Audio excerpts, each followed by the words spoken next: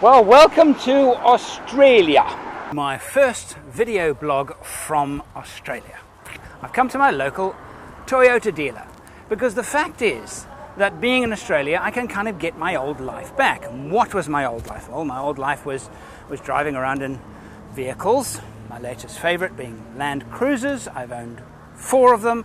I'm about to order my 5th, and that is why I'm at my local Grand Toyota dealership not far from where I live in Wangara. Now this behind me is the latest Land Cruiser 79 series, and obvious you can tell the new one because it has the bulge in the bonnet. Well, some of you may have said, well, why don't you go to the beach? Why did you go to your car dealership as your first stop? Well, actually, I did go to the beach. It wasn't my first. I did actually come here first. And I saw this parked outside, so I thought I'd come back here. Yesterday morning, early, 6 in the morning, went long walk on the beach. Fantastic. Walking along the coast, not far from the city of Perth, Western Australia, and 6 in the morning. Very civilized activity indeed.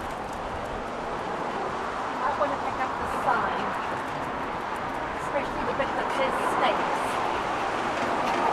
Well, we had family here, and my sister-in-law was an absolute angel. She went out and found a house for us. So we arrived to go and sign a lease, basically. Container hasn't arrived yet, so we're still camping, but we having dinner at their house every night, my brother and sister-in-law. So yeah, it's been a very soft landing.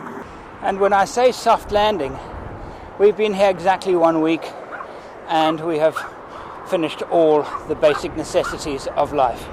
Medical insurance and Medicare. We've organised applicants for our new driver's licenses, a rental, the home. We're waiting for our container to arrive, and a myriad of other things, all wrapped up in 1 week. That water clear enough for you then? Hmm? Alright.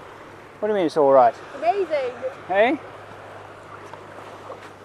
Pretty damn cool. So if you're going to immigrate, make sure you've got a really good brother and sister-in-law and where you're going. Yes. And this is a local surfing beach. Loving the sunshine. In fact, today it's now it's approaching about 33, 34, and it's 10 o'clock in the morning, and they've predicted 37. So a pretty of a hot day, and hot for this time of year, even in Western Australia. So now behind me is the Land Cruiser, and it's quite different from those sold in many other countries. It's sold as a trayback. In other words, this is how it's delivered. And in Australia, you cannot actually get it with the traditional bin back, I'm not sure of the proper term for it, that you would find in other countries. Okay, I've got to make a big announcement now. The 6-wheel drive project has been stalled indefinitely. So, I'll give you the reason in a minute. I have to decide, do I build another troop carrier, or do I continue along my plans of building a double cab and an amazing canopy, although a much smaller canopy because I won't have the length or payload that I might have had with a 6x6. That's my biggest choice. In fact, I went earlier last week. I'd been in the country 3 days, and I went and had a look at a troopy. Very nice. Impromptu visits to an area south of Perth, looking at my first troop carrier, 2014 model, 64,000 kilometers on the clock. Really nice condition. Gee, this is nice. This is really nice. It's made me little heart tingle. And do I buy used, or do I buy new? I mean, I could buy brand new and the new version with all of its niceties. And one of the criticisms I've heard is the very large bonnet that sticks up. Is it too large, and is it horrible to look at? Well, not really. I can tell the difference from what I'm used to. That's a bit difficult to... It's big. It's very macho. So now the best thing to do would be to compare it with what they call the pre-tech. So this is the bonnet from the vehicles that have been sold here for how many years now? 2008 years. And let's have a quick look and see if I can see the difference in the height of the bonnet.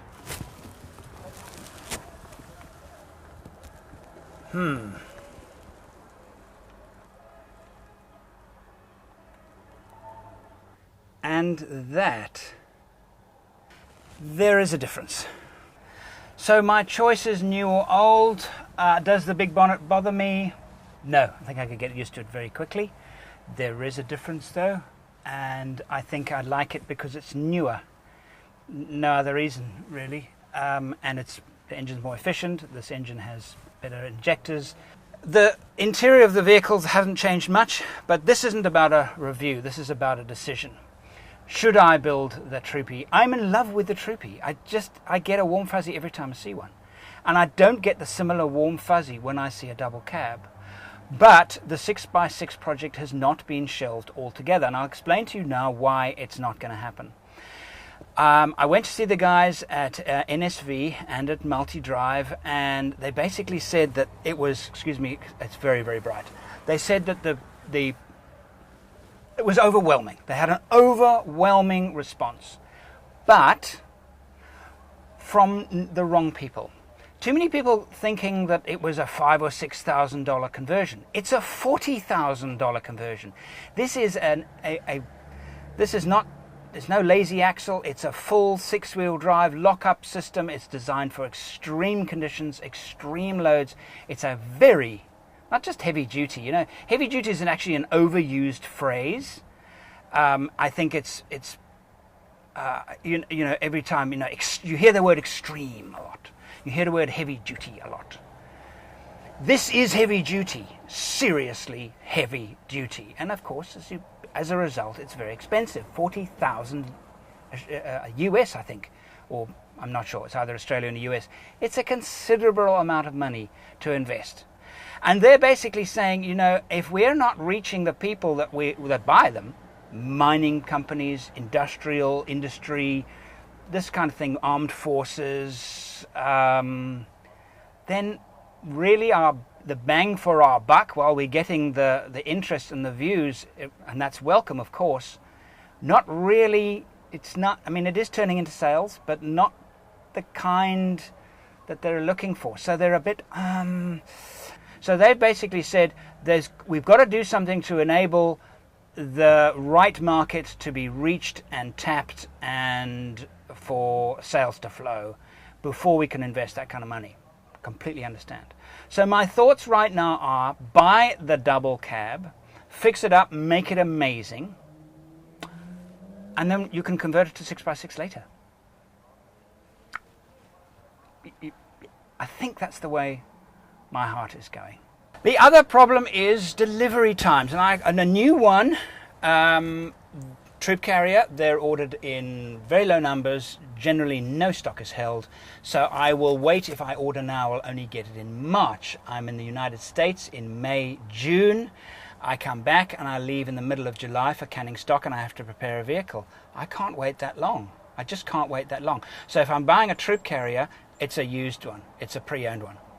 If I'm buying new, I can get one of these in about a month, because the dealerships are actually ordering it ahead of time because they know they're going to sell them. They're an easy sale. Troop carrier is not an easy sale. Double cab is. And so I can get a new one in time and build it in time. That's the other issue that I have to consider. Did you enjoy that? Then please subscribe. If you'd like to take our relationship to the next level from just $1 a month to support my productions, or if you'd like to download everything I've ever made, go to forexoverland.com.